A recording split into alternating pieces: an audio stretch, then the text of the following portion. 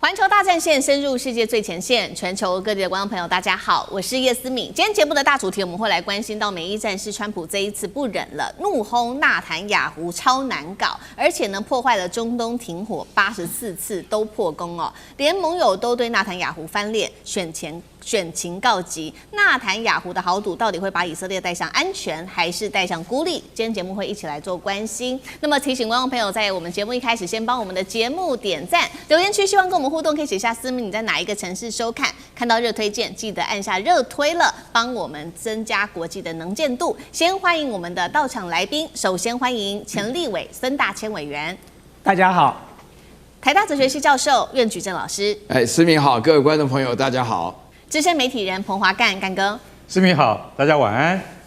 好，观众朋友，今天3个火线话题，等一下请来宾来特别帮我们做解答，等一下再来看。好，我们先来关心到的是这个美国总统川普14日迎来他的80岁的生日了，在这一天，他特别接受了《纽约时报》的专访，大谈美伊的议题。不过呢，非常罕见的事情是，川普这个时候呢，先夸习近平，还夸了普丁。他说，习近平是十足的绅士。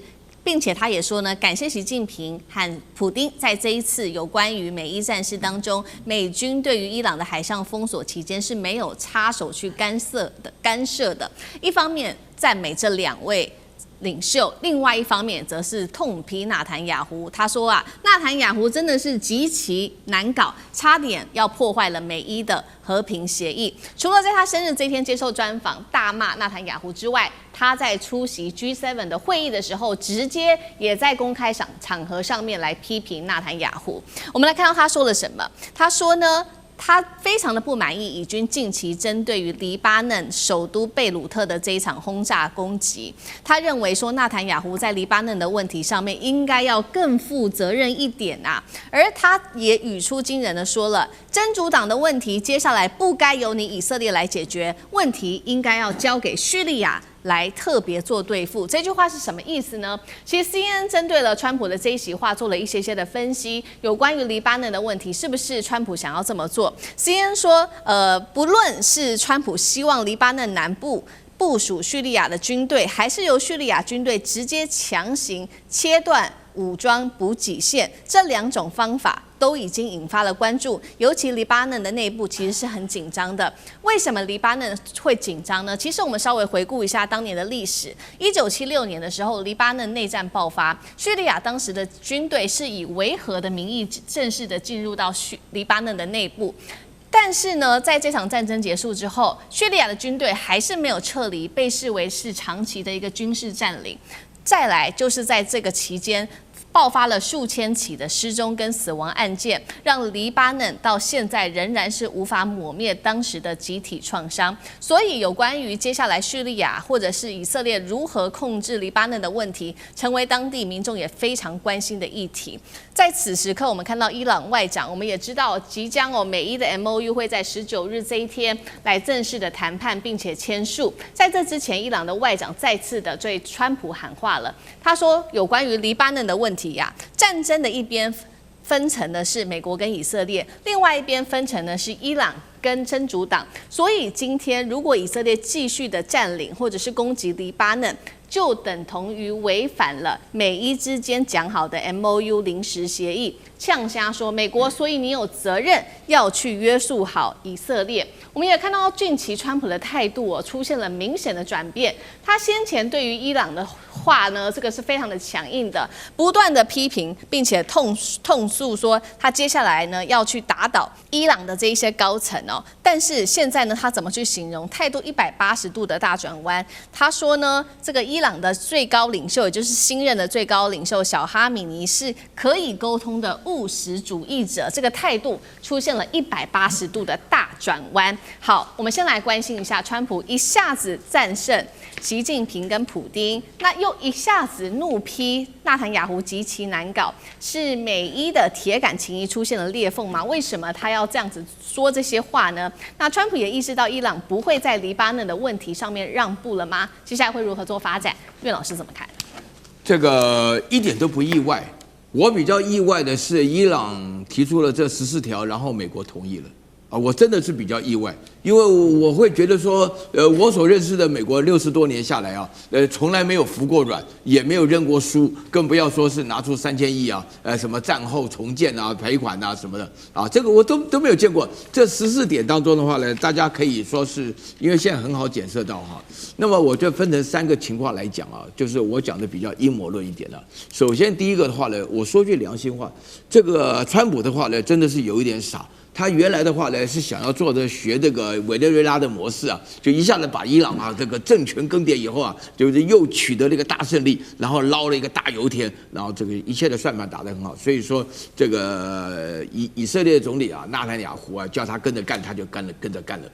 美国前面几个总统，从这个小布希开始，到这个克林顿，到小布希、奥巴马啊，甚至连这拜登，就没有一个人没有被纳坦雅胡忽悠过，没有一个人中计，那只有他现在中计。所以说他现在突然呢，就是自己退下来，退下来的话呢，代表非常严重，就是说中东地区不但是只有以色列当霸王，伊朗也获胜了，大获全胜，这是第一点的。那以色列当然非常不爽。那第二点的话呢，这个以色列的话呢，他自己纳坦雅胡目前面对以色列的压力非常大。我们在这个节目中讲过很多次，以色列跟美国之间有亲属关系，但是到底谁是爹谁是儿子，现在我还真的搞不清楚。我一直认为以色列是爹，那现在他讲说哇大骂啊，你这个家伙的话用脏话骂，没有判断能力，那听起来好像骂得很凶啊。但是我要讲第3点了，大家知道以色列是这么好欺负的吗？以色列有3招啊，第一个就是进攻黎巴嫩啊，对不对？然后川普说，哎呀，可以交给叙利亚，黎巴嫩都吓死了，因为一个地狱掉到另外一个地狱里头啊，对不对？就被打得一塌糊涂。然后第二点的话呢，这个纳坦雅胡现在他自己有生存的压力啊，生存的问题他是无所不用其极啊，那纳坦雅胡会干什么？就把所有的黑资料全部拿出来啊！大家不要忘了，那个川普很怕他的那个罗利岛的事情啊，爱泼斯坦的案啊什么的一大堆。然后第3点的话呢，你认为美国的犹太财团，纳坦雅胡只要一讲说，我双手一摊，我们以色列建国1948年到今天完蛋了，全部被伊朗人吃掉了。你认为以色列人这么好对付的吗？任何人在美国，你不用去美国，你也知道啊，这个事情远远没有结束。所以现在其实呢，有关于这个中东局势，接下来会由谁掌管？其实呢，如刚刚岳老师带我们看到了，其实黎巴嫩自己也很紧张，是不是会从一个深渊掉进另外一个深渊？因为川普说的，接下来由叙利亚来接掌真主党，来去处理有关于真主党的事情。那重点来了，这伊朗会同意美国的这样子的一个做法吗？那申委员又怎么看？对，我想其实以色列已经给了川普这样的建议一个回答了吧？就是川普其实在过去这么长一段时间，他的脸被以色列也打肿了很多次了。就他每一次都在讲说黎巴嫩要停战全线停火，可是从来以色列都没有买过单所以以色列这次一样照样没买单，他说没这回事，以色列自己打，不管是针对黎巴嫩、叙利亚或者是加萨，以色列都不会停手。所以很显然的，这个以色列又再一次的打脸了一次川普。那么就如同刚才岳老师讲的，到底谁是爹谁是儿子这现在大概就是一个很好的这个见证的机会了那么当然老爹骂儿子不无可能，那么儿子背弃老爹也或许会发生。所以我们接下来就要看一看川普对以色列究竟有多少约束的能力那么现在的关键问题是什么？现在关键问题是，当然川普为了他自己因为对政治人物来讲，最重要就是2种票，不是选票就是钞票。钞票就是刚才这个岳老师讲的，以色列的这个锡安主义分子，他们长期以来这种极右派的犹太势力，一向是美国政客的最重要的这个政治现金的来源什么这个以色列公共政策委员会向来捐钱不手软的。那么，所以美国大部分的政治人物，我要讲不只是共和党、民主党是一样的，通通都被这些极右翼的这个犹太的团体给绑住了。但是关键问题来了，钞票很重要，可是如果没有选票的时候，有再多钞票，你的位置也保不住所以现在很显然的，对川普、对很多美国的政治人物来讲，他们已经强烈的感受到美国国内对于伊朗这场战争的不正义、这个不正当，他们的这种反弹的情绪更不要讲到说美国的国内的民众对于以色列在过去这段时间为所欲为啊，这个任意的进行种族这个灭绝这样的做法是没有办法接受的。所以其实我觉得现在是到了一个临界点了啊。那当然，川普率先在这个临界点上直接表态了哦。但是关键问题就来了，就是川普这样的表态，以色列不买单。那么整个的这个中东的情势要怎么走呢？不外乎只有2种可能了。第一种可能就是川普就当着没看到、没听到，双手一甩，再也不管了。你以色列要怎么打是你以色列的事，反正我就一直骂你，就说你背弃了这个我的这个劝告哦，你这个死性不改，这是一种。那就让以色列跟这个伊朗分个你死我活了哦，因为以色列这样持续的打下去，伊朗不会袖手旁观的，伊朗一定会出手再打的。第二种可能就是美国要不要介入了？美国介入是要帮以色列，还是要帮伊朗去拉住以色列？这到底是哪一条路？其实这对美国来说都是一个很难选择的这个抉择哦。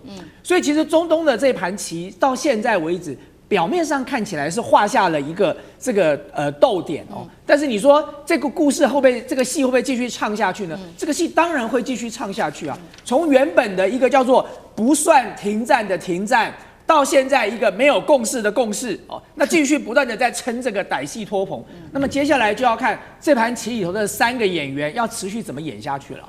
好，这个戏会不会继续下去？现在看起来是会继续下去的。原因是呢，纳坦雅胡他已经最新表示了态度强硬的。17号这一天受访，在耶路撒冷这边举行记者会的时候，他说呢，战斗尚未结束。好，他也已经给出了答案。他说呢，以色列将会持续的来进攻，攻击黎巴嫩、加萨跟叙利亚，采取军事行动，不受到任何协议的约束。这句话更重了，他直接说呢，为了以色列的安全利益着想，我知道如何对白宫保持坚定的立场。好，意思就是说，接下来美国不管说什么，他都会保持他认为是对的一个立场。那确实，我们看到在16号这一天，以色列又再度的对黎巴嫩发动了空袭行动，造成4人死亡哦。伊朗再一次的扬言说，再打下去的话，他会做报复，并且他也说了，自美伊达成了停火到现在，以色列方面单方面就违反了协议高达84次，真的是拦不住以色列吗？干哥怎么看？所以你看尼坦雅胡他讲这些话，就代表什么？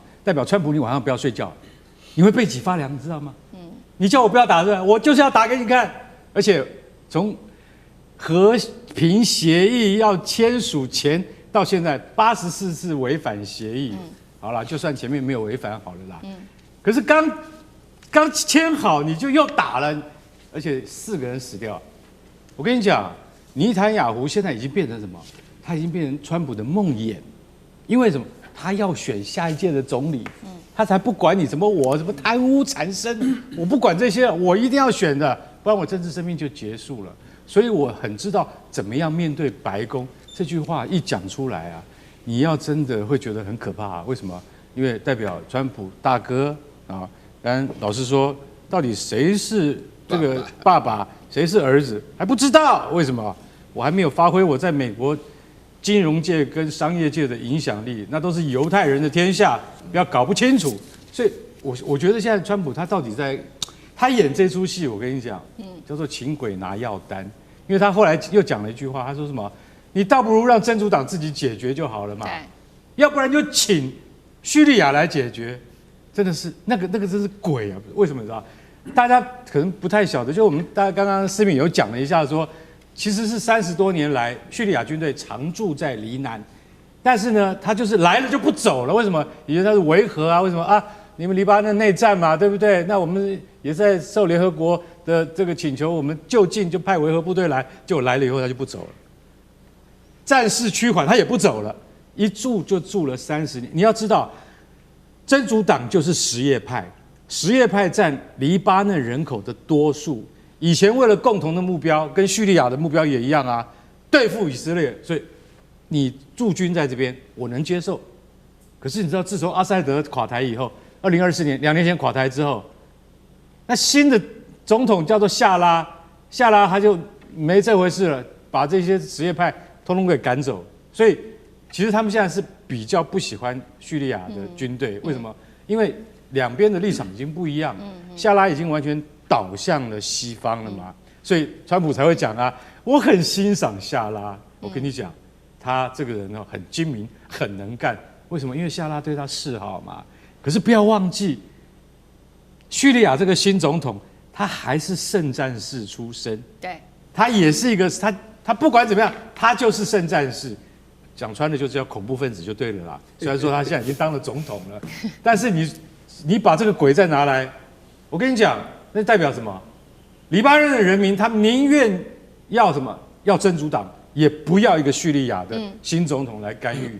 所以川普你历史要念通嘛，那么随便找个鬼，然后最后他说什么？他说尼坦雅胡，因为最近不是他才刚刚打了黎南，不是打死4个人吗？啊，你为了找一个这个真主党的那个恐怖分子，你把整栋楼都给炸了，只为了找一个人，把整栋楼炸了，里面有多少人是无辜的人？对，就像他，你看，就是那个在那个霍尔木兹干，不是旁边有个女子学校吗？被炸死了400人，为什么？他只为找一个 IRGC 的据点，很重要的据点，会来对付我们以色列军队的。所以我们把整个都炸了，把人家学校也给炸了。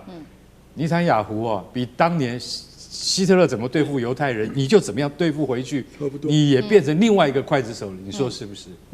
好，谢谢干哥。那我们休息一下，马上回来。地缘政治、美中之争、战略价值、强权崛起、小国生存，现在与未来洞悉事件走向，掌握世界脉动，全球观点尽在环球大战线。接下来我们要关心到的是有关于美伊的这一场战事，川普呢3000亿现在确定送伊朗是真的哦。另外呢，美伊双方在19日会来签的这个14点 MOU 震撼的曝光了，等一下会来看细节内容，当中提到了是美国针对伊朗会做石油的豁免、冻结资产，全部都会给伊朗等等。那么荷姆兹解封是美国为了自己的油价利益吗？今天就这些议题会一起来做关心。我们先来看到3个火线话题，等一下请来宾来特别帮我们做解析。首先第一个，有关于3000亿美元的重建金，川普一度说是假新闻，但是在此刻呢，我们看到副总统范斯直接还有外媒直接证实哦，这个3000亿美元呢，波湾国家会一起来出资。来做重建，提供给伊朗。外媒也点名说，甚至呢部分的资金确实是已经到位了，包括有一些亚洲国家也会参与在其中。不管是大家觉得很奇怪，为什么会有新加坡、马来西亚等等的国家？那川普说的假新闻是被打脸吗？还是因为已经被现实反噬了，他也只好跟着这么做了呢？这是第一点。第二点，我们会来特别关心到的是，这个是最新来自于彭博曝光的美伊14点的 MOU 写得很清楚，而且现在看起来呢，这个 MOU 对伊朗来说好像比较有利，是不是伊朗主导很重要的掌控权呢？稍微看一下协议内容，美国要解除在海上的封锁，还要撤军，还要解除对于伊朗的经济制裁，伊朗才会愿意进行最终的谈判。这种先松绑后谈判的顺序，看起来是不是美国在战场上面已经先撤退了？由伊朗来做主导呢？这是第二件事情，我们等一下来解析。第三件事情来看到是伊朗针对于石油的部分，好像已经可以逐渐的掌控许多事情了，包括它的超级油轮已经突破了封锁，而且呢380万桶的石油也已经运输出去了。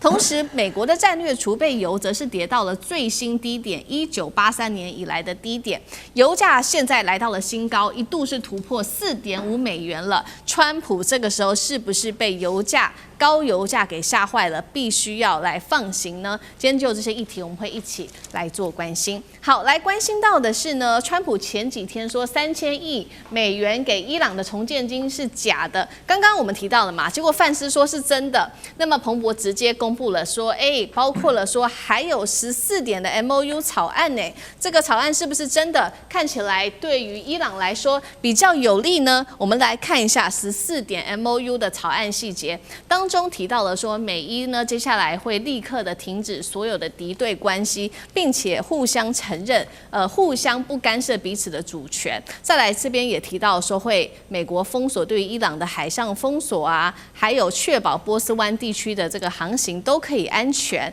甚至呢还有3000亿美元要提供给伊朗，解除对于伊朗的所有经济制裁等等。好，其实内容非常的多，但是重点就是说，美伊双方互不干涉内政，那美军松绑海上的一些封锁，还有航运，再来就是石油给伊朗的运送也可以航运是安全的，解除对伊朗的经济制裁等等。唯一的条件就是伊朗不可以造核武。另外一方面，其实呢，我们也看到最新的路透社也最新爆料说，3000亿美元的投资金额当中，超过一半已经承诺到位了。出资的不只是波湾国家，还包括日本、南韩、新加坡跟马来西亚。那么 MOU 的第13点，刚刚我们看到了，也明确提到了说呢，美军方面必须要先让航运解封、石油豁免、资金到位，伊朗才会愿意后续谈判。看起来伊朗确实掌握主导权。有关于3000亿美元的重建金，为什么一开始川普说是假新闻呢？那现在我们看到波湾国家也说愿意出资了吗？他们是觉得说，干脆我直接跟伊朗谈好，不需要美国的保护，这当中不需要在美国为他们出头了，是这样的一个概念吗？孙委员怎么看？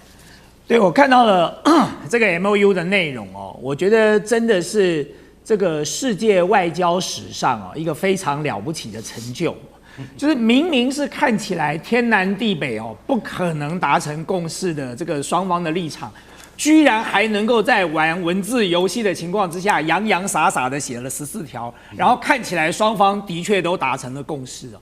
所以我说这场战争从停战开始它就是一个没有停战的停战，现在到了一个没有共识的共识了哦。那么这14点，如果大家仔细看一下的话，它其实完全避重就轻，真正的核心问题只字未提哦。可是他讲的是非常松散的哦，他讲的就是全线停战。那全线停战，如果以色列不停，那怎么办？这个倒没有讲清楚啊，所以我才说，刚刚我们在讨论的那个问题，现在以色列不停，伊朗要不要签？美国要不要出来阻止以色列？因为照这个协议上来说的是双方的战友各自的友好的势力都应该要遵循这样的一个 MOU。然后第二个重点是什么呢？就是那3000亿的问题啊。当时川普之所以跳出来做假新闻，是因为那个时候媒体报说美国要出3000亿啊，这对川普来说，他绝对不可能买这张单的。美国人民对这场战争已经是很反感了，你莫名其妙打了一场仗，花了这么多钱，然后你要花3000亿自己去修复你打烂掉的城市，那这到底是怎么一回事？所以川普当然不可能承认有这件事，所以我觉得川普跟 Vance 他们两个人是唱黑白脸了。川普只是否认美国要出3000亿 ，Vance 帮他补充讲清楚了，不是美国出的是美国的盟友出的。所以美国的盟友也还蛮惨的，被打的时候他们也都有份，现在要去修复别人的时候呢，他们还要出钱。那你说他们出这笔钱的原因是什么？当然，第一，美国老大哥叫他出，他敢不出吗？然后第二，也许在这场战争之后，他们认为中东整个地缘政治的这个格局会重新的洗牌了。那在这个时间跟德黑兰交个朋友，恐怕也没有什么坏处。将来不小心又在爆发冲突的时候，他们也许可以幸免于难啊。但是我要讲的是，真正核心的两个问题，在这个 MOU 14条里一个都没有提，就是荷姆兹海峡要不要收费。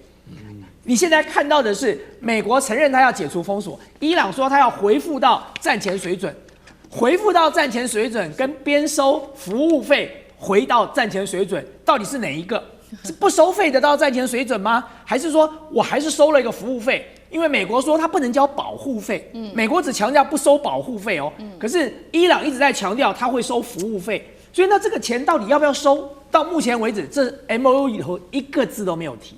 那你更不要讲浓缩铀了，浓缩铀要不要稀释？在哪里稀释？铀要不要交出来？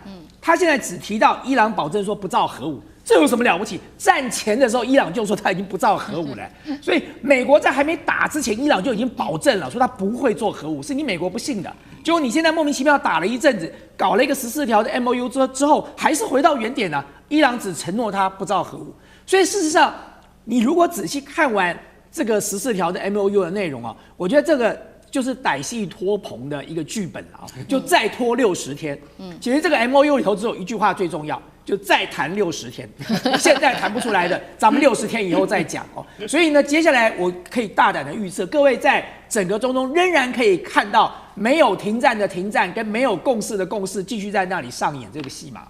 好，那等一下也请苑老师稍微帮我们看一下这个 MOU 里面，另外有没有看到什么样子的猫腻？再来就是说，看起来对于这个 MOU 对于美方来说相当的不利。除了说这个伊朗说不会造核武，但是他如委员帮我们看到了，战前他就说不会造了嘛，所以现在看起来也没有什么样子的一个变化。另外有一件事情比较有趣的是，为什么这个3000亿美元当中，波湾国家他们说会出资帮伊朗重建嘛，为了买一个保护嘛。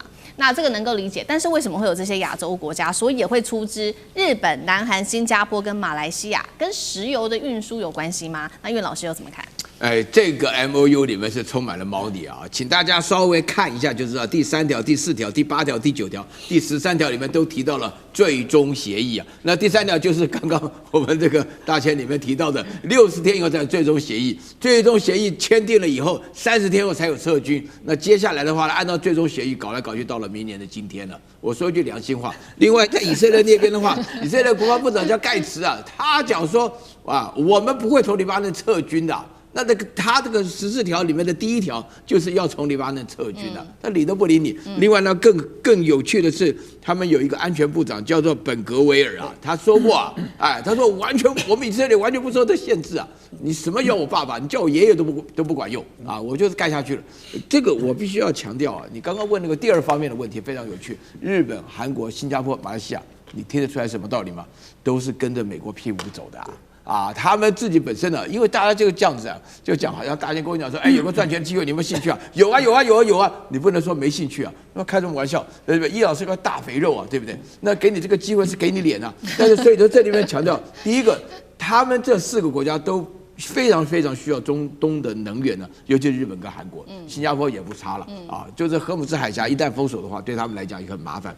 波斯湾嘛，对不对？第2个的话呢，他们借这个机会跟伊朗修关系为什么？因为这个14条的 MOU 签下去，大家发觉美国好像不行了，是伊朗比较凶啊。因为我们现在仔细看，我们分析了这个几个月下来，好像伊朗都是节节获胜啊。那现在是以色列最惨那美国有点莫名其妙，然后伊朗现在很得意很稳那个阿拉格奇的教育正式宣布。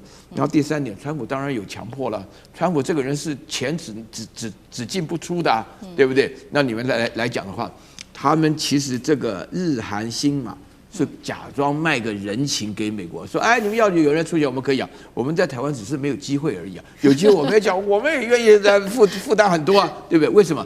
这根本是顺水流情没有人会拒绝的对不对？到时候里面的承诺讲说，到时候要签的，实际上掏出真金白银的时候，那不掏就是了嘛，对不对？而且那个波斯湾里面那些王子国被打得一塌糊涂，所有有钱的国家都被伊朗打得一塌糊涂。阿联酋他自己主动的对不对？又是解除禁制又给钱什么的，他觉得花一点钱不重要，重要的是你要是把终身托给一个没用的家伙，美国那还得了对不对？所以现在整个改变，你可以从这个角度来讲，整个东亚国家都聪明得很嘛，大家都非常清楚那大陆当然不会理他这一套了。是好，所以我们看到这个 MOU 里面，一方面是涉及到有关于安全的问题，许多的国家现在呢，干脆就直接愿意付钱给伊朗来保寻一个安全那另外一方面，其实 MOU 也涉及到了这个石油的问题，那也是川普现在呢在民怨高涨的时候，他最在意的一个问题。所以是不是 MOU 里面在于油价，还有在于荷姆兹的航行等等，现在放宽了对于伊朗的制裁呢？我们来看到伊朗这边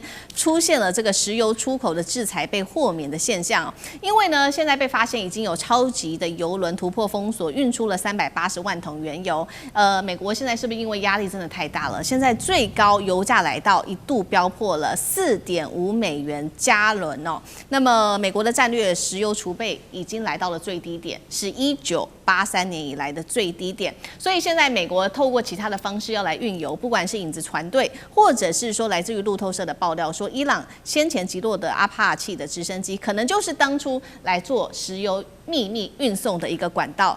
是为什么这么紧张？干哥怎么看？对这也是有可能但是你看那个14点 MOU 你就可以晓得说，对于伊朗的这个金融保险以及海上石油运输这些管制啊都取消了啊，都取消了。为什么？因为为什么？也要赶快让荷姆斯海峡能够通行。美国自己的海上管制先撤，然后呢，也希望在30天之内啊，能够让伊朗啊也对于荷姆斯海峡提供一定程度的保险。为什么？因为伊朗再这样搞下去，我跟你讲，美国自己本身国内的舆情，就是舆论的情势，对川普非常非常不利。为什么？你就是光是看什么，那个叫西德州中级原油，现在好不容易降到80块一桶，你知道？可是现在1加仑还是多少？才刚刚跌回4美元以下，叫做3.99美元，连1分美元都还跌不到，很慢。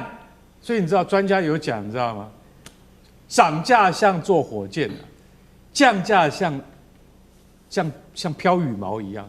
就羽毛不是要掉下来，不是很慢吗？你光看那一根羽毛从天上要掉到地上，你要等多久？可是它要涨价的话，就像坐火箭一样那么快。在形容什么？在形容的就是油价。那因为这个油价的关系，你知道这里面牵涉非常复杂。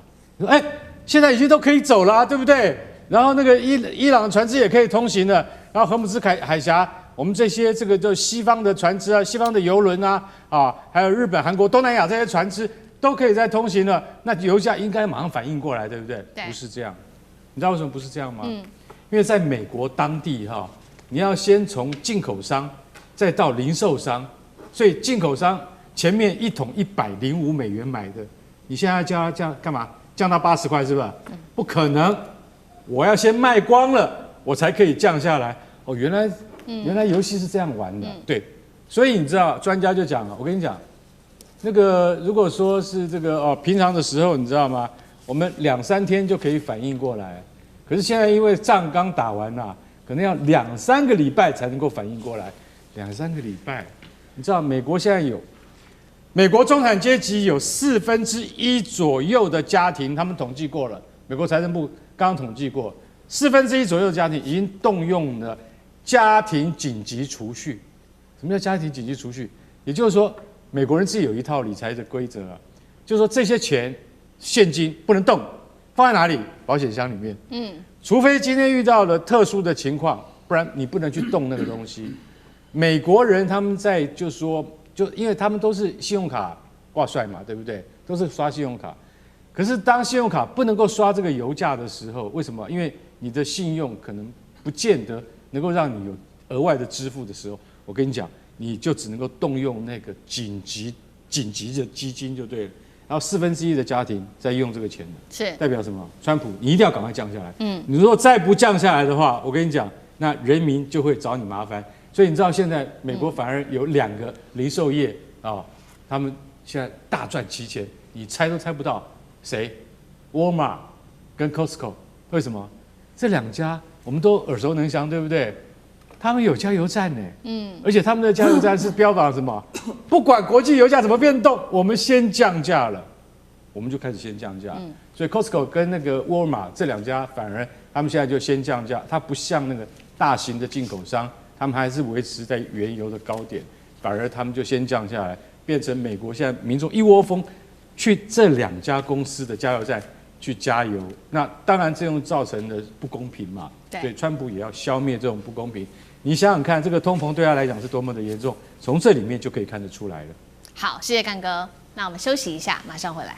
地缘政治、美中之争、战略价值。强权崛起，小国生存。现在与未来洞悉事件走向，掌握世界脉动，全球观点尽在环球大战线。好，接下来关心是川普把白宫变成股票交易了吗？现在来关心到的是3642笔的交易是川普的交易正式的曝光。一边呢他在推荐股票，一边又自己买进，包括了他的女婿啊，还有小川普全家一起做海捞。今天就这些议题，我们会一起来做关心。好，这真的是史上美国最大一次的利益冲突吗？我们来看到川普天天喊的 American First。结果他自己推出了这个 T1 手机，说要美国制造的一个大旗。结果现在拆开了里面的手机之后，发现怎么都是中国制造的，怎么都是中国组装的，根本就是这个 HTC 的 U24 Pro 直接换了一个金色的一个外壳哦，就被大家嘲笑说好的美国制造在哪里呢？另外一个比较有争议的事情是 CBS 最新的报道，光是今年的第一季而已，川普已经交易了3642笔的股票交易，等于说一天交易就有高达了40笔，总金额现在上看320亿，换算新台币这么高的一个金额，创下美国史上在任美国总统最高的一个交易记录。来看到一些交易的时间点，实在是太离奇，因为呢，真的是太近了。首先，它有几笔的交易都有争议，不管是针对于戴尔，不管是针对于赛默菲，或者是苹果股票跟美光。川普在2月10号这一天大量的买进100万到500万美元的股票。2月19日，他就直接发表了公开演讲，说：“大家赶快去买戴尔的这个股票吧！戴尔电脑发展的非常好，多次为戴尔站台。在5月8号再度推荐之后，我们看到股价立刻创下了新高。当然了，这个川普的口袋也是满满满。再来看到的是针对于赛默菲的这笔交易，3月2号。”他还有2月12号分别加码买进之后，他去参观他的工厂，又说这是一家伟大的企业。同一天再次买进股票，当然了，他们股价也继续的飙涨。再来看到是苹果，3月2号川普买进了100万到500万美元的股票。3月11号公开赞扬库克，还说苹果加速回流美国，同一天再次买进苹果的股票。最后是美光了，他分4次进场买，并且说美光是目前最火热的公司，多次的炒股记录哦都被发现，这个是一个备具争议的事情。那这一季之内疯狂交易3000多笔，怎么回事？另外就是有关于这个手机了，强调美国制造，但是拆开却是中国制造。苑老师怎么看？我觉得这2件事情啊，都是一个非常非常严重的犯罪啊。那么这个可以说是这个川普将来啊那么重视。我们刚刚前面讲的东西，他非常重视11月份的中期选举啊，因为他到时候就有可能被弹劾，甚至要坐牢。首先第一个的话呢，嘴巴讲了一大堆美国制造 MAGA 的，结果后来完全是拿 HTC 的贴牌，售价499块美金。我当时看这个价格就觉得有问题。说真的啊，因为你现在你想也知道嘛，对不对？你一看它这个售价就知道，它基本上的话就是为了能够赚一点收一点。就是我觉得 HTC 搞不好也是帮他贴壳了，他自己搞不好连贴壳的人都找不到，收取2000万，就是这种情况。但是第二点，有关于内线交易，这个就是非常严重。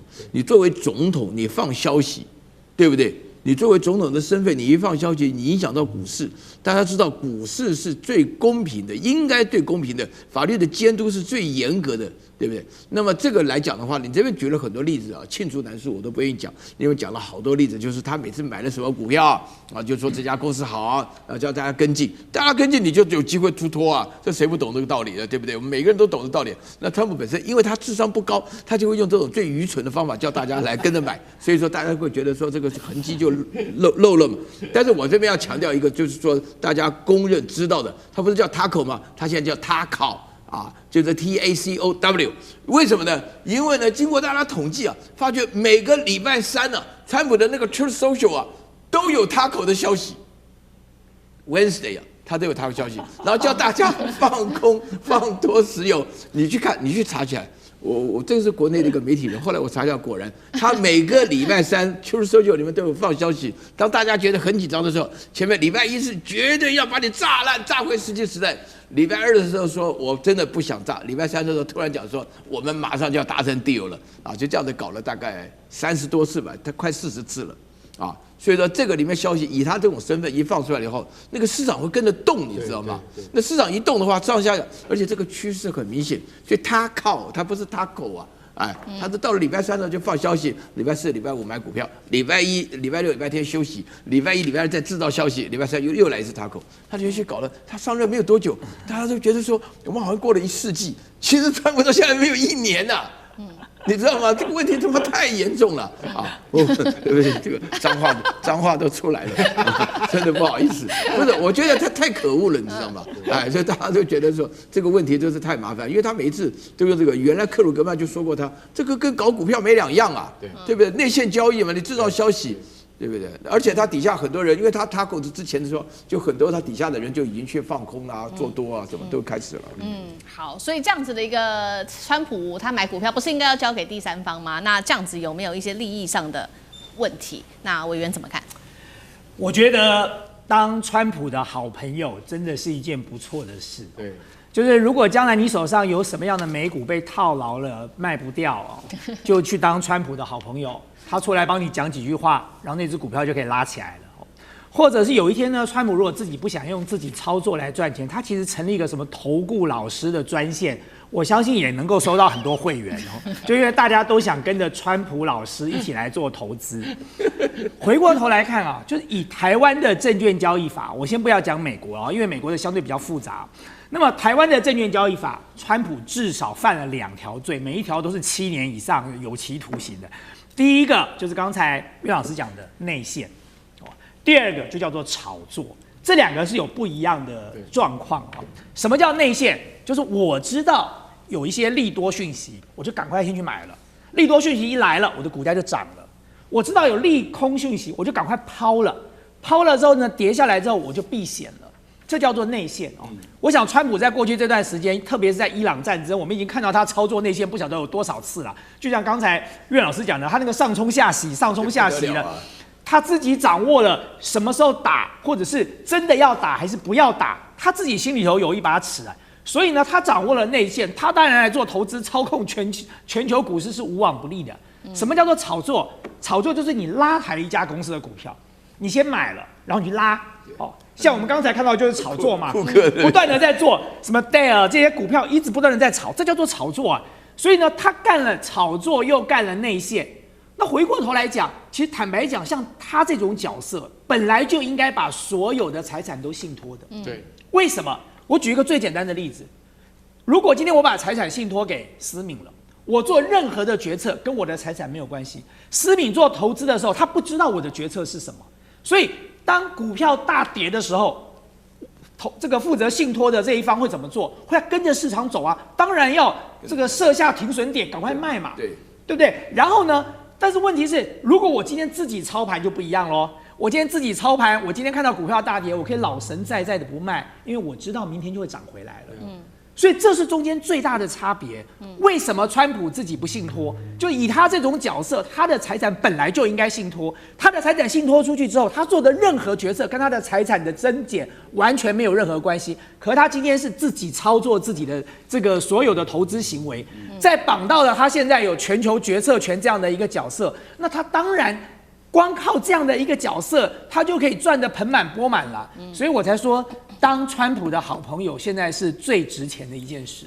好，不只是川普的好朋友还有包括他的整个家族，现在也一起在海捞。我们看到这个小川普，他最近投资这个无人机公司，结果呢，看到的是这个五角大厦也准备要直接投资他的相关企业，让股价消息一出，股价一天暴涨了，达到了70%。那另外一边是川普的女婿库许纳了，投资了1400亿换算新台币，在阿尔巴尼亚做豪华度假村的开发案，遭到当地民众抗议说，这边不是用来给你拿来卖的那么富比士公布了川普一年身家增加14亿美元，川普的家族增加了100亿美元，非常的惊人。干哥怎么看？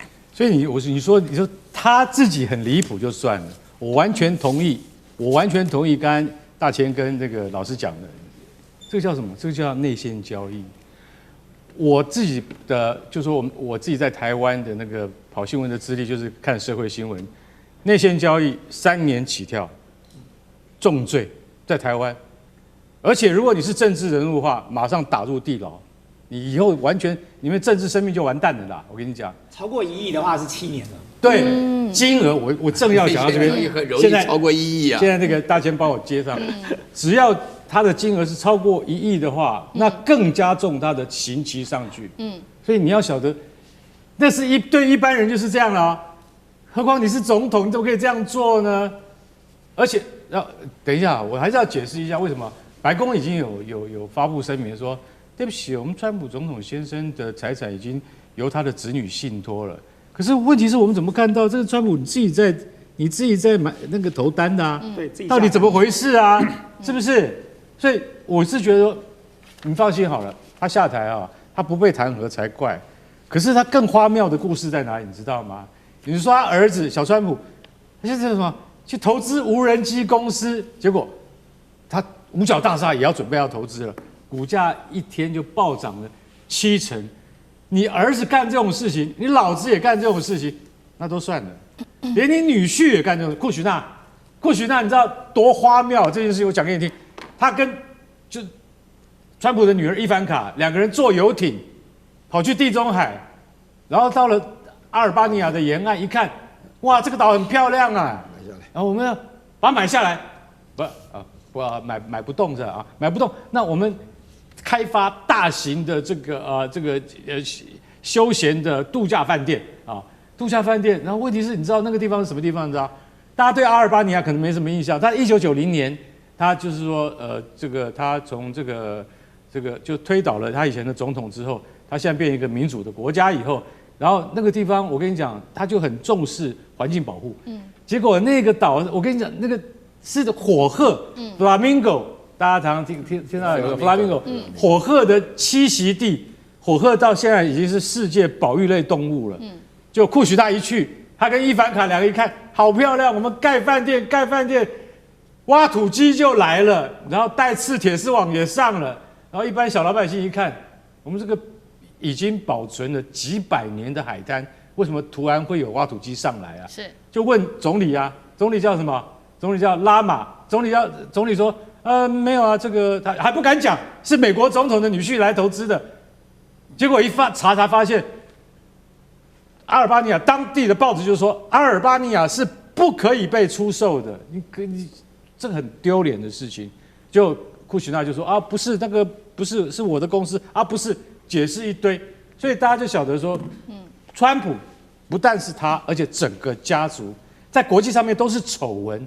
我觉得他不仅仅是炒股票，你说那个戴尔啊、美光啊、苹果啊，这些公司都是大公司。赛默菲大家比较不晓得，可是赛默菲这个公司，老实讲一句，他是做医疗事业、医疗周边设备的，他跑到人家公司去大战，第二天股票就上涨了。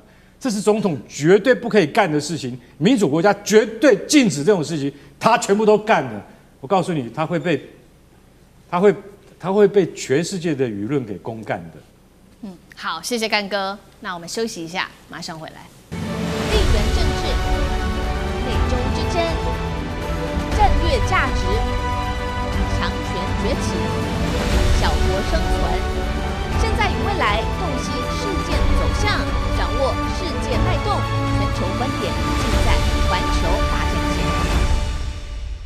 好，接下来关心到是我们前几天关心的非常多，中国大陆针对于这个其他的国家，不管是在这个钨上面的制裁，或者是在稀土上面的制裁，这一次继续的卡住其他国家的制裁。那这一次北京锁死的关键的矿物，包括了 SpaceX， 没有了大陆的矿物的话，它也发展不了了。那另外一方面呢，这个美国是太害怕了吗？这个贸易黑名单这一次没有再新增其他有关于中国大陆的公司，怎么回事？今天一起来做关心。好，我们现在来看到过去美国针对于中国大陆说制裁就制裁，但是现在黑名单罕见的已经停更了长达半年的时间。最新消息是来自于路透社的说法，美国的商务部已经超过半年都没有更新贸易黑名单的实体清单当中了。而且呢，其实美国一直都想要打压，不管是中国大陆的 DeepSeek 或者是它的长兴存储等多家的公司，都说这几家公司具有国安的风险，很想要去把他们给做制裁，但是到现在为止，已经半年过去了，都不敢制裁，创下10多年来最长的一个记录那我们就看到说，美国的商务部也做回应啦，说为什么不敢制裁？其实说了等于没说，他们只是说，现在就是有其他的原因，所以不做制裁。那美国的智库也就这样酸美国的政府说呢，你如果不制裁中国的话，这个实体清单就像是打地鼠，你必须要持续的补漏洞啊，你这样子停手了，就可能让技术指的是美国的技术流向对手，流向中国大陆。好，是智库就提醒说，不可以再对中国这么的好了。那到底怎么回事呢？这个美国的贸易黑名单半年没更新，让 DeepSeek 还有让长兴存储等于逃过一劫，是为了避免美中关系更加紧张，所以不做制裁吗？岳老师怎么解读？我在这边先纠正一个逻辑上的问题啊，因为这边问的问题就是说，长期没有新增制裁企业的名单，难道美国不怕损害自己的美国利益吗？啊，那么这个意思就是说，制裁就可以维护美国的利益啊。那么这个观点的话呢，就是我们现在在讨论一下，就是说大陆究竟什么样的企业可以使得美国的利益受损？美国利益受损的最主要的理由是美国的国家安全。现在大陆有什么样的企业？比如说讲到刚刚讲到无人机，我最近看到了到深圳去看了大疆的无人机。那无人机本身来讲的话呢，大陆发展上来讲，无人机有各式各样的民用的企图。那你人家的话呢，你不让我在大陆美国卖，那在别的地方卖也是一样。那么所以说我这里面就出现了两种需要解释一下的，就是说呢，首先第一个，我这深刻的怀疑，长期没有延展这个制裁名单，是因为这些整个制裁的目的是假的。啊，就是说，目的是不让大陆的企业能够到美国来做生意，而不是说它真正的涉及到美国的利益的影响。为什么呢？因为大陆这些企业能够在美国有竞争力，能够卖掉，这是真正的原因啊。因为我们所有的买卖关系要求的并不是国家安全，而是供需原则。你有需求，它自然会买啊；没有这需求就不会买啊，对不对？啊，比如说大陆的新能源车的话，来卖到美国去，美国现在就想办法背革它，不让它卖，因为美国自己的利益就是它自己的传统的汽车行业。你就可以了解到这个问题。然后第二个情况下的话，就是说美国有很多智库啊，会强调说，哦，美国的清单呢要制裁什么的。那大家可以看得出来非常清楚，因为这个等于说是增长了制裁名单，增长制裁名单等于就是一种保护主义啊，就是你要制裁我，我就制裁你。那这一次川普，我说句良心话，5月13、14号啊，刚好是一生一世啊。川普到了美国，是我见过这个家伙最听话的3天啊，非得照稿念啊，又是什么还弄孔子啊什么的，他为什么要这么客气？这几天他在 G7 开会的时候，多嚣张啊，对不对？他除了跟法国总统夫人打招呼以外，不跟法国总统打招呼啊？那为什么呢？因为他就会发觉说，中国这个企业得罪不起啊。对不对？你现在搞一大堆制裁的名单，人家也制裁你啊，对不对？那美国要卖得多，还是中国卖得多？美国卖的服务业多得多，对吧？了解什么律师啊、法律啊、顾问啊什么的，諮商啊什么这些东西。所以你在这种情况下，这是互相的保护主义，啊，没有制裁名单，但那些智库就基本上开口闭口就是要延长对大陆的制裁了。好，所以现在美国也意识到，对于中国大陆它制裁不起，但是另外一方面，在贸易的清单上面我们看到相安无事，但是如果我们来看另外一个清单，是国防部开出的最新的清单，是2026年6月8号最新更新的，叫做中国军事企业名单清单。那这边要对中国大陆的企业来做打击的，扩大到了188家的中国企业，目的是要在打击协助中国人民解放军的实体，这是来自于美国的说法。好，打击到的一些新增的指标企业，包括都是大家耳熟能详的电子商务巨头阿里巴巴、搜寻引擎百度、电动车制造商比亚迪，还有呢药明康德跟京东方，涵盖的范围其实很明显了，就是这一些新兴的电子科技、航太、无人机、汽车制造、生技等等。那先前被列入的名单当中，还有这个大厂是动力电池大厂宁德时代。好，那另外一方面，我们也来看到，其实呢，美国这样子做，其实会不会害到自己呢？因为呢，它的供应链也被大陆给卡住。它是 SpaceX 最近一直想要发展推进它的轨道建设跟太空基础建设等等，其实呢是需要用到大陆掌控的这些关键矿产跟它的光伏材料的。现在美中关系搞得不好，供应链就会面临断裂 ，SpaceX 的它的计划也会被卡关。委员怎么看？对啊，照美国这样的方式来增加所谓的这个实体清单，我想很快的那个中国大陆的外送平台啊，什么美团啊、饿了么这些，可能都会被列入制裁清单了，因为他们也有送食物到中国大陆的解放军里头去啊。那么他们解放军的这士官兵也会点外送平台的食物啊，所以他们也服务了解放军嘛。所以大家看到刚才的这个什么180家。这不断的人数，这个产业不断的在增加，很快的，大概所有的这个中国大陆的企业都包含在里头了。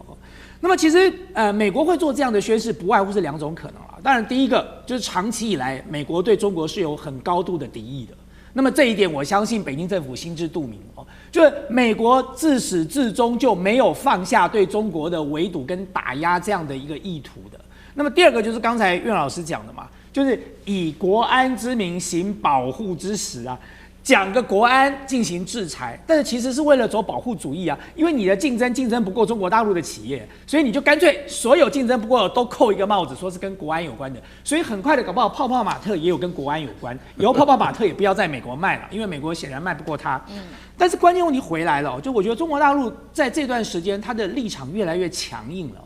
而且它的策略也越来越有弹性了。就过去我们通常看到的就是中国大陆是被动的来因应这样的一些制裁跟打压，可是后来你就会看到它开始主动的出击，而这个主动出击的这个工具箱里头的工具越来越多了。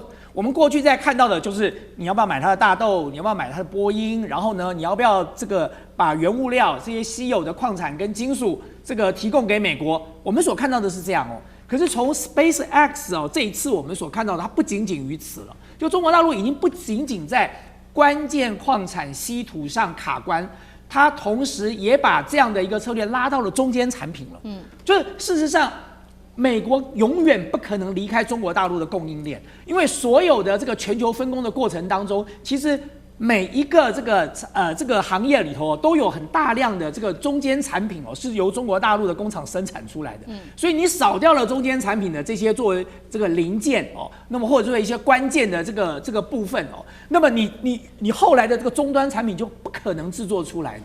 所以其实从这一次你就会发现，中国大陆已经不只是走稀土矿产了，它连中间产品它也拿出来用了。那这个如果拿出来用那中国大陆将来要卡美国的可多了，因为美国在各种重要的军工产业或者是一般的民生产业里头，其实很多的这个关键的零件都是来自于中国大陆的中间这个制品了。是，那同样的问题，那干哥又怎么看？对啊，我是在想啊，马斯克你现在已经是SpaceX， 他现在1.8兆美元是史上最大的 IPO 哇，这个人类的这个记录啊，恐怕后人很难超过了。对。可是问题是你这个庞大的帝国，你靠的是什么呢？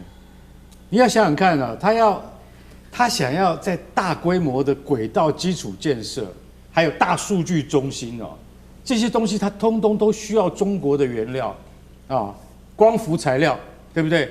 可是大家要晓得，全球对于光伏这上面的这个材料的中心核心技术最强的是谁？还是中国嘛？一定是中国，你根本离不开中国。还有什么星链？它的星链卫星，它用多晶硅光伏面板，哪里？中国，在江苏。所以我想请问你一下，你现在弄我188家企业，好，这些188家企业，好，这个通通都跟那个中国的这个军方有关系，所以我要，他没讲制裁列入清单1260H 清单。就是说以后你的东西我们通通都要查。那我今天想反问一下，中国要卡你，那不是易如反掌吗？我光卡一个马斯克，你什么时候才能够移民火星？你告诉我，对不对？然后你的特斯拉你要怎么办？而且马斯克他已经，我跟你讲，头洗了一半。